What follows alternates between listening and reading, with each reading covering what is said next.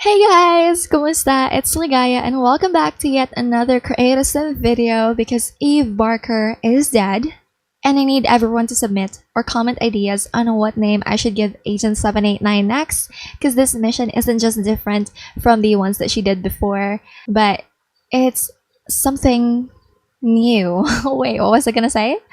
Yeah, I'm so excited to play with you guys. But previously on the Assassin Challenge, let's just do a recap, because it's been a while since we've played that one. Since I've played that one too. But Eve gets dropped off from her show, Critters of the Mauvin Forest, and her agency dumped her too. So she crashed out hard, like she was calling out these producers, advertisers, and her agency. She takes it further too with a fiery live stream accusing Thorne of her emotionally, using her emotionally, and like faking his affection for Octavia Moon. So then Thorne shows up furious but unprepared. Eve confronts him, unraveling in a full meltdown mode, but also she's a really good actress, like manipulating him into revealing his true colors and streaming it all. And when he storms out, everyone already knows, and Eve is so happy because the damage is done, but she is not finished. Later, she listens to Thorne as well, who is planning something darker than a lawsuit, because this guy is planning to K-word her. He sees her as a threat and was so ready to silence her. So when threatened, Eve pivots from scandal to mission mode. In a dramatic confrontation at the LRS hotel, Eve ambushes Thorne and kills him brutally, like yandere style in the hallway. She makes it look vicious, messy, personal, but deliberate. So she was arrested, like it was this entire thing. Then she disappears because mid-transport, her police helicopter explodes. Then her apartment is burned down conveniently. Then she just vanishes. They all think she's dead, but in a private jet where Eve meets her mysterious handler known only as a teacher, she gets her reward. And a large payout thanks to none other than Octavia Moon, Thorne's wife, now finally free.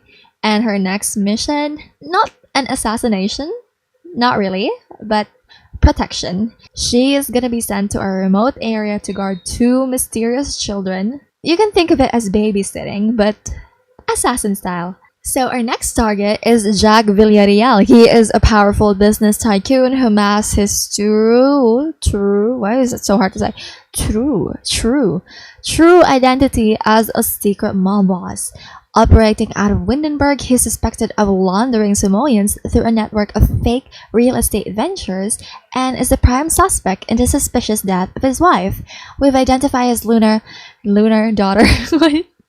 We've identified his daughter, Luna Villarreal, as a potential source of critical intel, but she's emotionally compromised. She went through traumatic things and is under close surveillance. We'll need to proceed with precaution and precision. As far as the world is concerned, though, Eve no longer exists.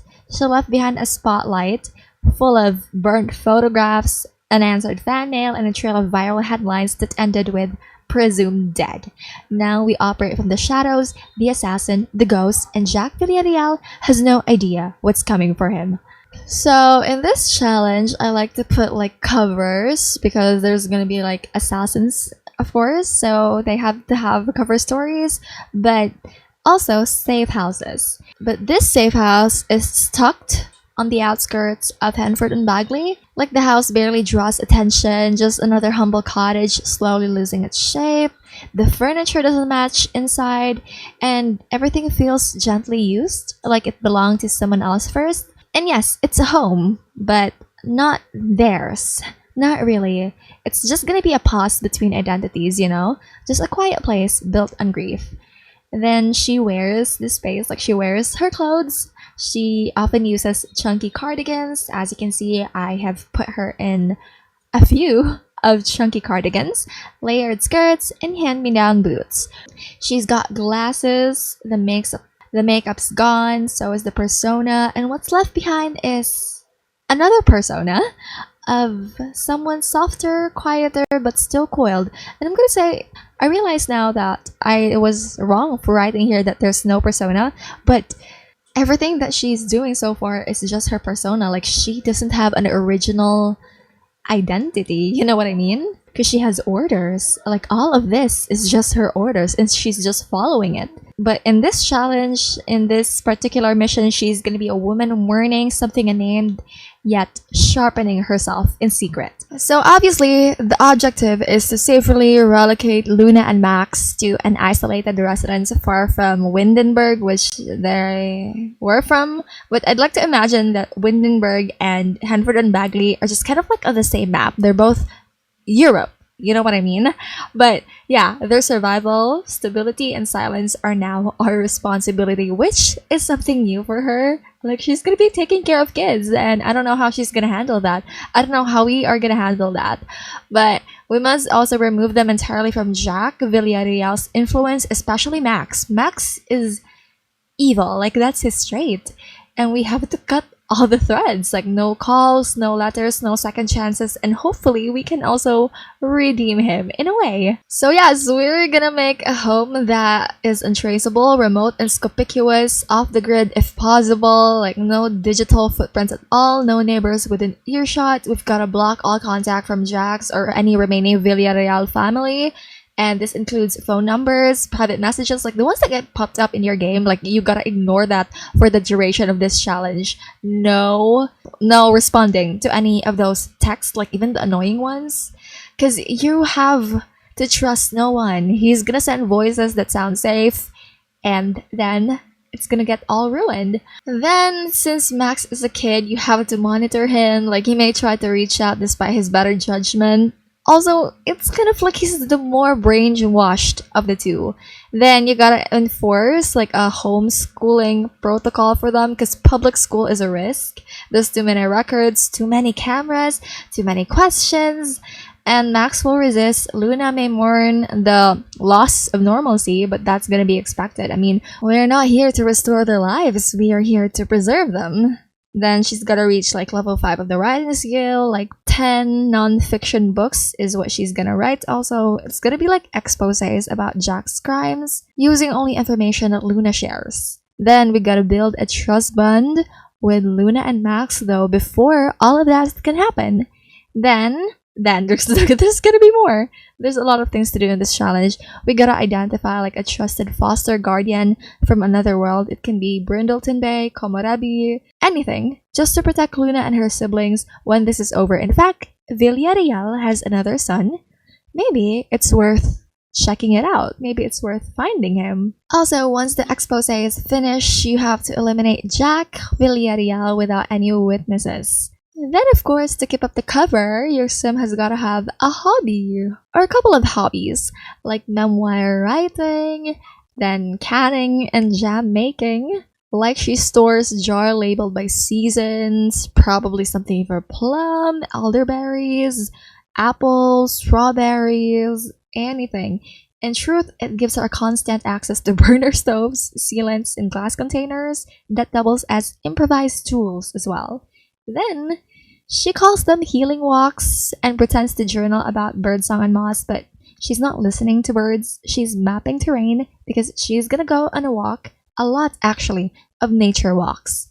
Every fallen log becomes an exit marker, like every hidden bend, a future escape route. Like, she knows which trees creak when stepped on, which fence have weak boards. She doesn't walk to relax, actually. She walks to remember how to run. And then, of course, she's gonna join Luna in knitting, because Luna is kind of traumatized. And it helps her calm her hands when the mind spirals. Your sim would also do it in the guise of like trying to get closer to her, but also finds it relaxing in the long run. And then we've got candle making. Yep, your sim is gonna take up candle making if you have the other pack. What was that? Eco lifestyle? And of course, self-defense lessons with Luna and Max. It's framed as empowerment exercises, and they laugh at first. Max is stubborn, he rolls his eyes. Luna says she already knows how to throw a punch and that she's just not into it. but you gotta keep on drilling them. Controlled strikes, situational awareness, silence under pressure, just in case. Like everything Yosemite does at this point, it's like she's wearing the mask of healing, but in her world, healing isn't the absence of harm. It's preparing for the next time it comes and making damn sure. So stay tuned because the story isn't softening, it's evolving, and the past may be buried, but the mission's just beginning. And honestly, I've never been more excited, and we are about to enter the most dangerous chapter yet, and I wouldn't miss it for anything. So thank you guys so much for watching, and once again, if you have any idea on what to name this sim, please leave it on the comments below, and I will see you guys on the next episode. Love you, bye!